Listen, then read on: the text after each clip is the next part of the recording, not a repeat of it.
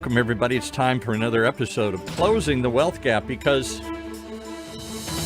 well, you know what's going on out there. The rich are getting richer and the poor, ha! But it doesn't have to be that way. You can close the wealth gap in your own life. Wherever you come from, whatever your story, there are techniques, tried and true, from the man who's tried most of them himself and helped millions along the way. Our coach, TYRONE French. Hey, TYRONE.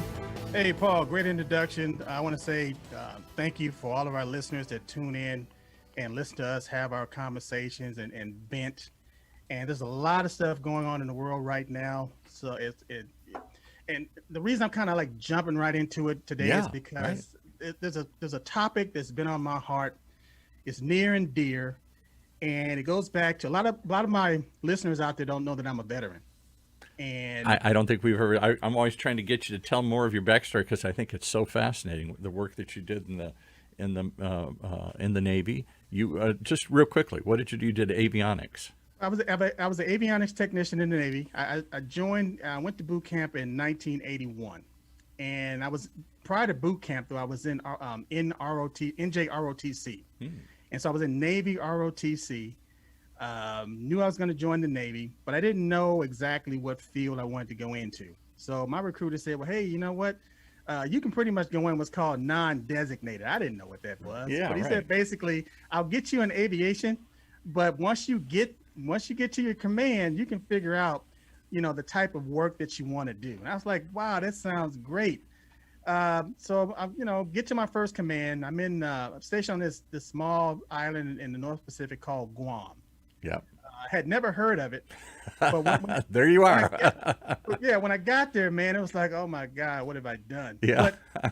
But long story short, man, some of the people that I met on Guam, which is a beautiful island, by the way, are still some of the best friends that I have to date. Really? And I left that island back in, was 1984, 85. Mm-hmm. And even today, maybe a couple of years ago, about 3 years ago, we started to have a reunion, and the squadron that I was in was called VQ1. Okay. So we started having this VQ1 reunion, and some of the guys that was stationed there during the time I was there, we'd come together.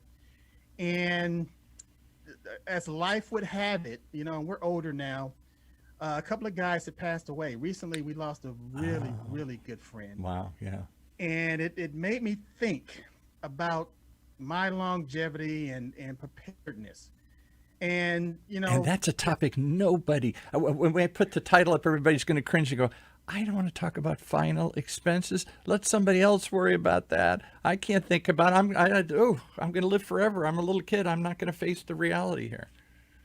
And the reality is it's inevitable. Yeah. It's going to happen. So the longer you put it off, it's almost like a cancer. Yeah. The longer you put it off, it doesn't get better. It gets worse.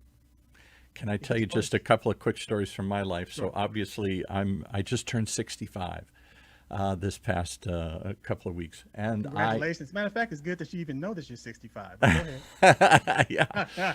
And I suddenly am thinking, it's hit me in a wave. Oh my goodness, I'm in the last act here. I don't know what it is. Is it 30 years? Is it 20 years? Is it 10 years? I've had two of my childhood best friends die in the last couple of years. That shocked me. Wow. In my 60s, I didn't think it would start happening that soon. Heart attacks and that kind of stuff. And so suddenly it's on my mind too. And I'm instantly reminded, stuff you don't want to think about. My own mother and dad passed away in the last 10 years. And my aunt, who I adored, my mother's unmarried sister, I took care of all three of them as an only child. And one by one, they all left. And one by one, I said, I'm going to have it set better than this. The mess, they all left. The confusion, the chaos. At a moment of pain and crisis, I was subjected to, see, I'm going to start tearing up here thinking about it. They didn't have a lot of this stuff figured out. They didn't want to think about it or talk about it. My dad was the best prepared because he was that kind of guy, but my mom certainly not, my aunt certainly not. Right. And it's just overwhelming. At a moment of grief, you're asking your loved ones to figure out your finances, to pay to put you in the ground or to pay for cremation, and it's expensive as heck. to But do all this Paul, stuff here. let me Oh jump in my here. goodness. 'Cause you said a mouthful. Yeah. And let me jump in here. A person, they could have been the best mother, grandmother, grandfather, sister, brother, cousin. They could have been the best of the best in the world. Right. But the bottom line is you remember, the first thing you remember is the position they left you in. Yes. All of that other stuff is secondary. You think about, wow, it went smoothly and it went easily, or it was a gigantic mess. Yes. And again, like I said, I just recently lost a friend to COVID-19. He was one of the younger guys in the group. Well, I should say he was one of the best. He was in the best shape. Like, this guy's, late 50s, still had a six pack, lived at the gym, Right.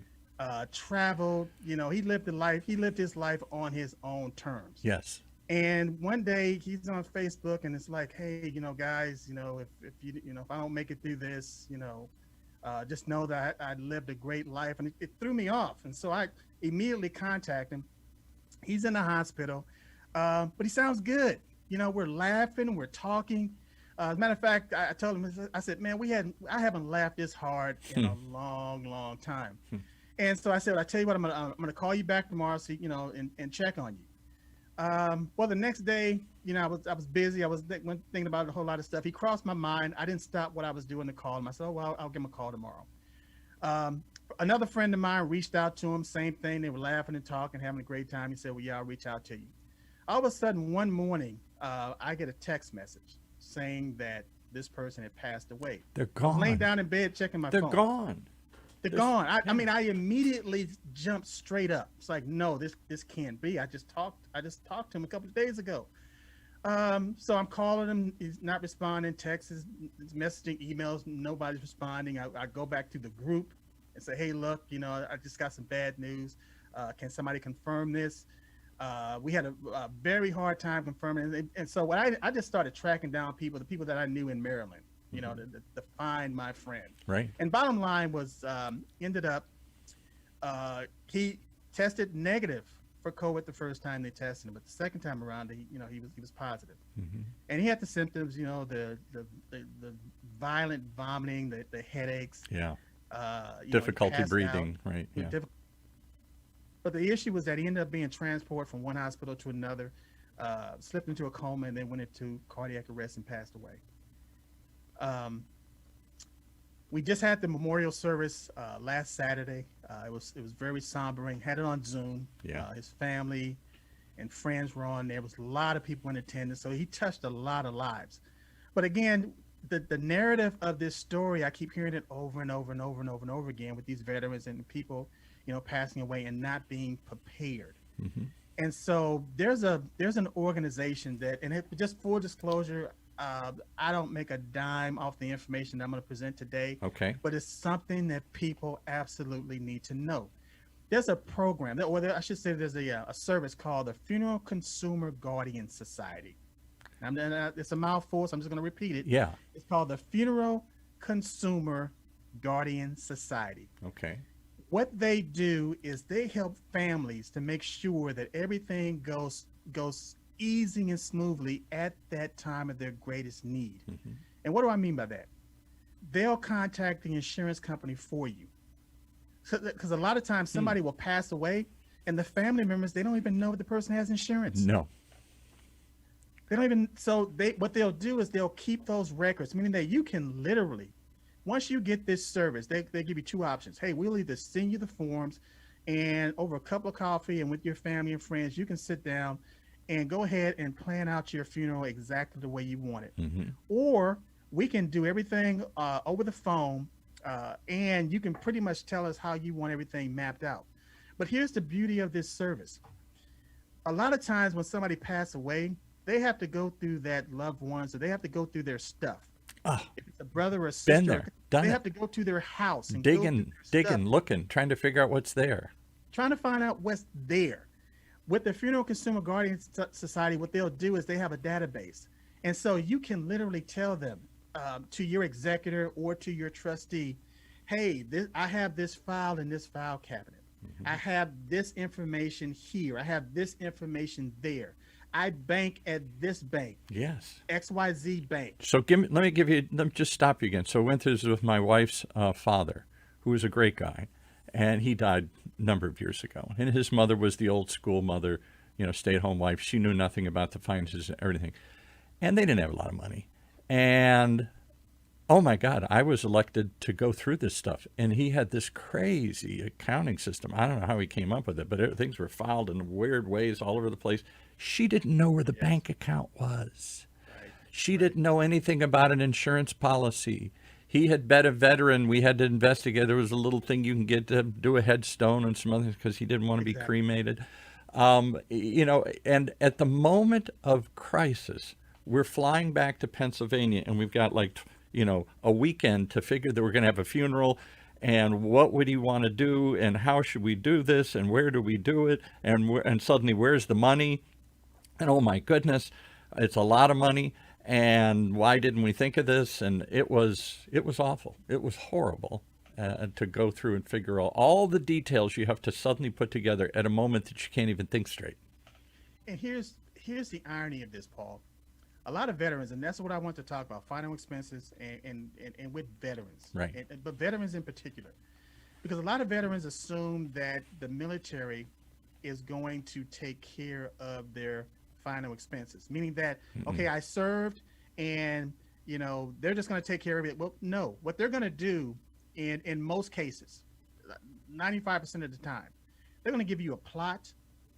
They're going to give you a burial stone, a headstone, a marker, burial marker, and they're going to afford your family with the honors. Yes, they will come out. Came out. That's for my father, who was a veteran too. They came out and they will fold the flag, or their exactly, organizations. Which is nice. Yeah, but what they won't do is cover the mortuary expenses. No. And again, a lot of veterans don't understand that. So what they'll say is like, honey, my wife or my girlfriend, don't worry about this. My stuff is taken care of. And so they're under the false impression that, this veteran passed away and everything is taken care of, when it's not. And what I'm telling people, especially veterans, make sure that you already have a copy of your DD-214. Okay, give me that again. That's a form, a discharge form. A lot of veterans understands this. It's a discharge paper, and I was going to get into what the details are for the civilians. But a DD-214 is your discharge papers, and it lets you know the type of discharge that you had, the type of service, and your length of service.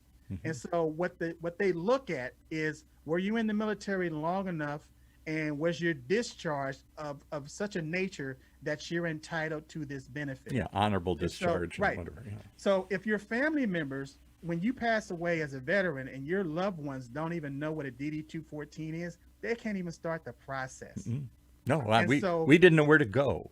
Now, again, somebody dies, you don't have weeks or months to figure this out. We got to put them in the ground this week. Yes. Or we got to dispose of the body, or we got to do something here. We got to cremate them. We got to do something. And if this hasn't been thought out or figured out, and I'll tell you the other thing that happens, and I'm an only child, so I didn't have this happen, but my wife has a couple of sisters, and normally they get along pretty good. They've got issues, family's got issues. They start fighting about this stuff. Well, Dad wouldn't do this. Well, I don't want to do this. I'm not going to go for that. And everybody's got an opinion about the kind of service and where we're going to do this and how we're going to do it. And the mom's all upset, and everybody's, oh my God, you're fighting and you're upset and you're trying to sift through this stuff. And here I am over here. What do I know? I'm trying to figure this out on behalf of an unhappy family. Exactly. And I tell you what, and with my background being insurance, and I've gone through this, I don't know how many times, but really the person that puts up the money for the funeral, that's the person that's in charge. Yeah.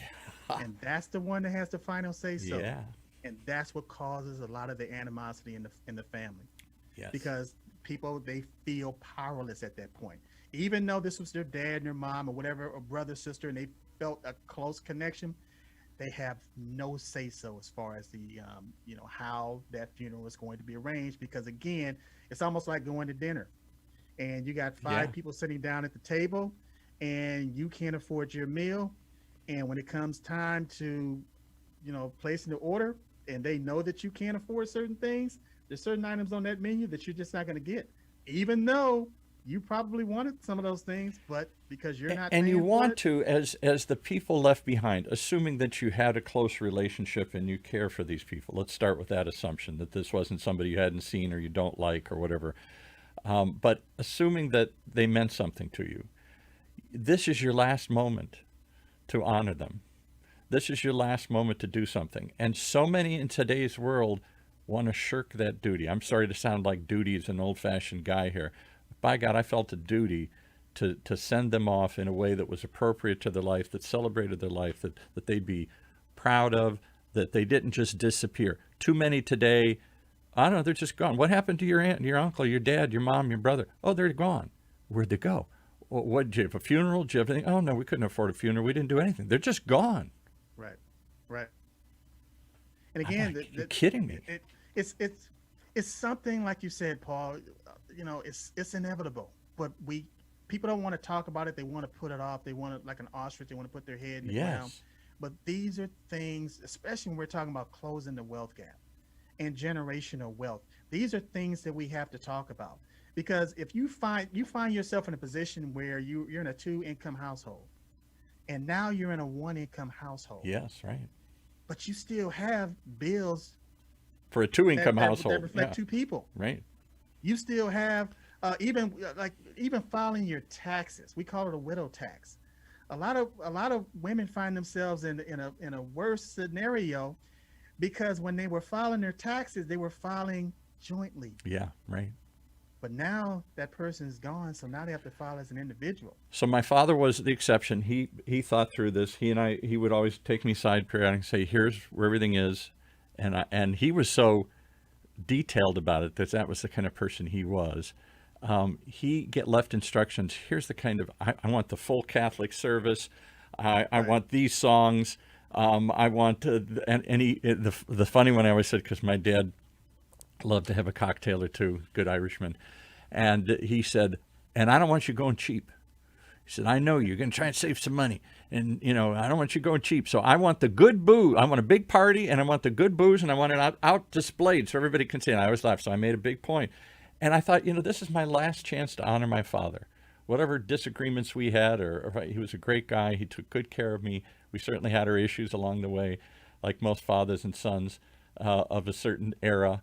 But this was my last chance to honor him. And I wanted to make sure I did it right, and I did it well. And I recently lost my dad, a couple of years ago, and it seemed like it was yesterday, but in the time is just flying by.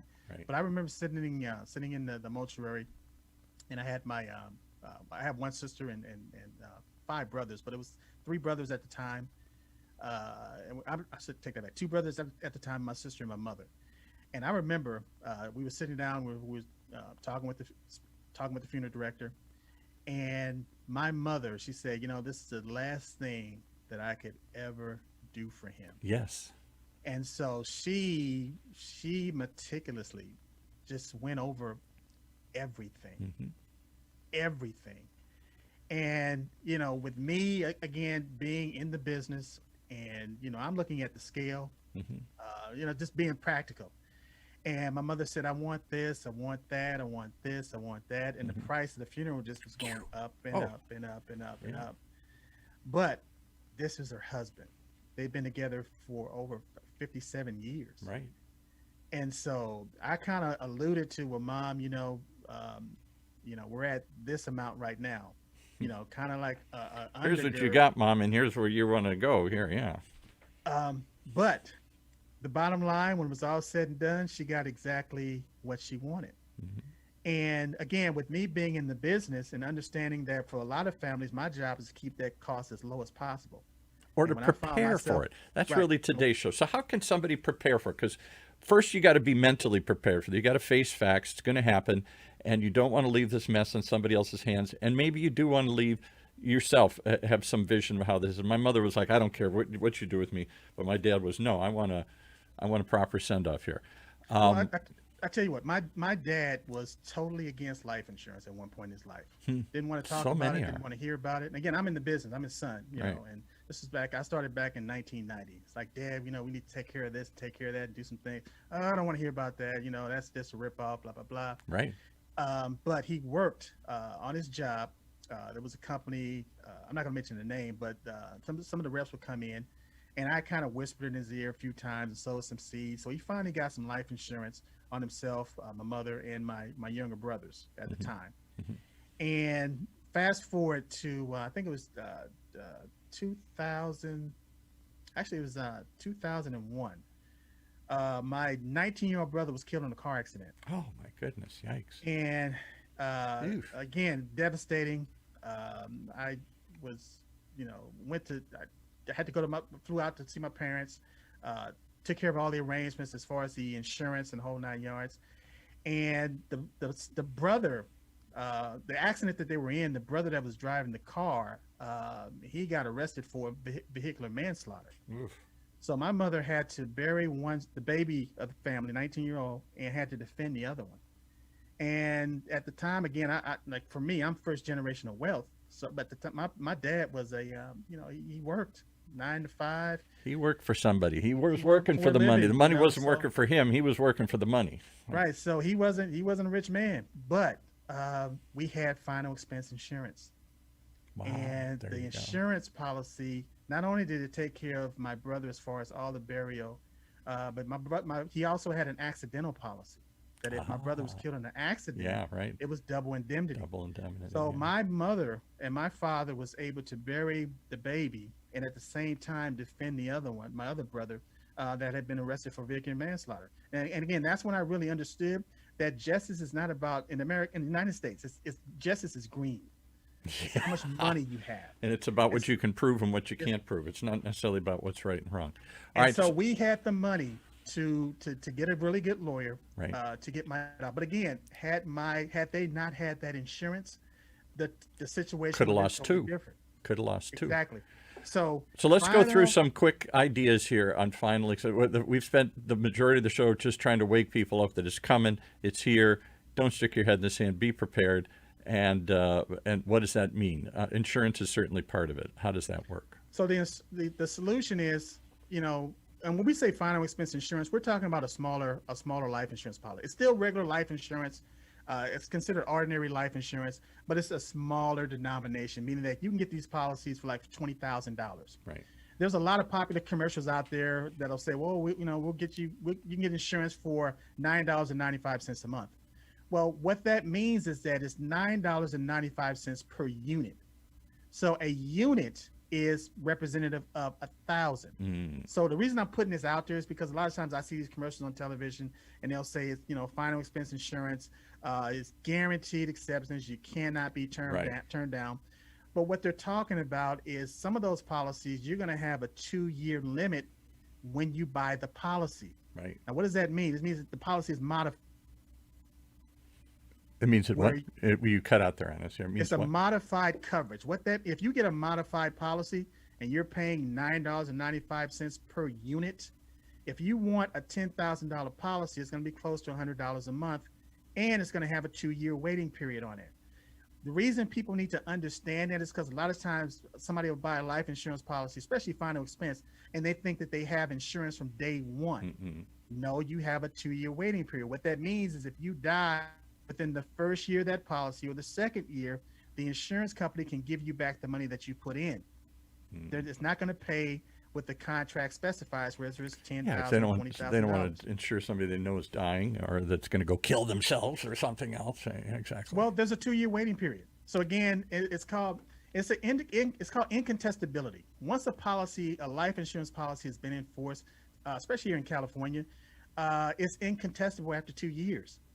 So the insurance company has up to 2 years to contest a policy. After 2 years, they can't contest it. Even if a person can literally commit suicide. Yeah. And that policy, because the assumption is if you're really going to commit suicide, you're not going to be. Very few people plan 2 years in advance to kill themselves. Exactly. So if that's on your mind, you're not going to wait 2 years. Right. Exactly. So the purpose of this show today is to tell people, make sure you have final expense insurance, these small policies that cover the burial, because in most cases, Paul, they pay within 24 hours. Yeah, no tax, no nothing. Money comes right to you. So you're literally buying money. So if you look at your checking account or your savings account, and you see $500 or $1,000 in there, and you think, well, that's not enough to bury some. But guess what? If $1,000 in a checking or savings account is enough for a premium, a monthly premium, to whereas you can leverage that for $5,000, $10,000, $20,000. And what's the average final expenses these days? Even forget caskets and burials in the ground and all the stuff that so few want to do. Just a quick cremation and sprinkle the ashes somewhere here. There's no plot, there's no niche, there's no nothing. You just want to dispose of the body and do something. You're still spending thousands of dollars to do this. On average, it's about $3,000 for what you just said. Yeah. On average. I couldn't believe it. My aunt didn't want anything, and I thought, okay. And it was like, yeah, like three, I think it was even more than that, just to get cremated. Yeah. It's not as far as 3,000. It can go higher than that, from 3 to 6. Oh, yeah. But on average, around $3,000. So, but again, even though you have a final expense life insurance policy, you need to make sure that you have funeral planning. Your dad is the exception. He was not the norm. No, right. People don't want to do those funeral plannings. Oh no. So what I tell people is, like, if you don't want to do it yourself, pair up. Like, again, I'm all about coaching. If you don't want to do it yourself, link up. There's a service called the Funeral Consumer Guardian Society, or funeralconsumer.org. Okay. Google. You can either Google Funeral Consumer Guardian Society or go to funeralconsumer.org. Check them out. They're not going to charge you anything for getting this information. Mm-hmm. There's particular life insurance companies out there that when you buy a policy for them, you're automatically going to be enrolled into the Funeral Consumer Guardian Society. Really? Okay. You get a membership card, Paul. You get a membership card, and you keep that card either in your wallet, or you put it on a refrigerator, or you give one of those cards to a loved one to let them know, hey, look, when that time comes, all you have to do is call the number on this card, and everything is already taken care of. So the two things I want to strike home, having been through this now numerous times, because I'm at that age, and watching others who didn't think this through, and the difficulties they went through, is one, there's money. It costs it's not free to come into this world, and it ain't free to go out of this world. So right. You're going to have to prepare for that, whether you like it and think that's fair or not. That's just a fact. And you can say, forget it, and let them, I'm gone, let everybody worry about it. But you're sticking a big burden to a lot of people at the moment that they can't think straight. Yes. And that's when they're taken advantage of. Yeah. That's when they take. As a matter of fact, there's a law called the funeral rule. And it got so bad that they had to really regulate the funeral home industry, just to let them know, hey, look, because a lot of times people didn't know that they can negotiate even on a casket. Yes, that's a big one. They had to buy the casket from the funeral home, when literally they can buy the casket from Costco. And you can buy the casket from, as crazy as that is, they sell a lot of caskets through Costco. And you can do the same thing with cremation services. There are less expensive ones than the funeral home will offer. All these things that they were jacking the price up because you're crying, you're upset, and hey, you got to take care of them, don't you? Okay, like your mom, and because you're probably getting premium caskets and this and that, all sorts of stuff. Yeah. And guess what? It doesn't hit the family until maybe weeks or months later, and they say, wow, what have we done? What did we do? Yeah.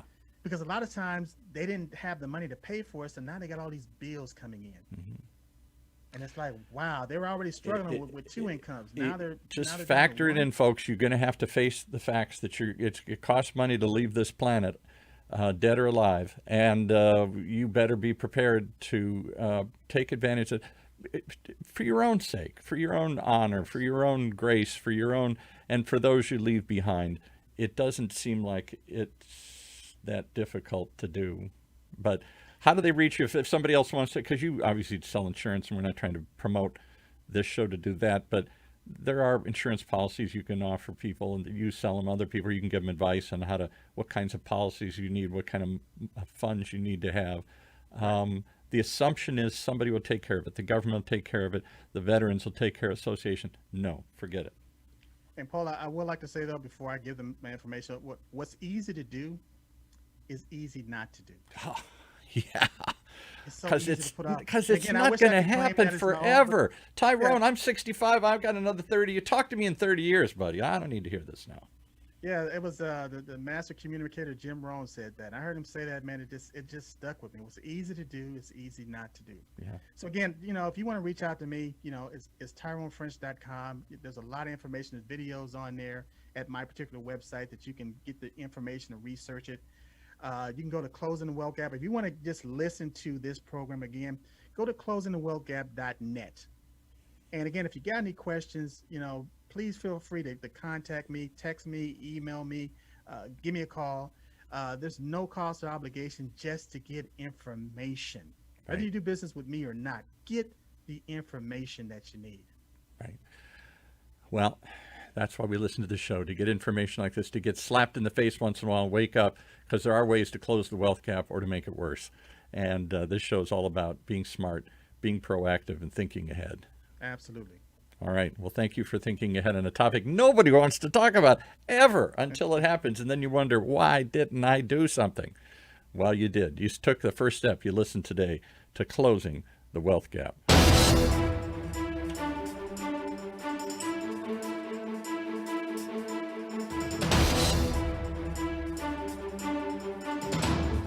You've been listening to Closing the Wealth Gap, the one show, maybe the only show, that tries to show you the way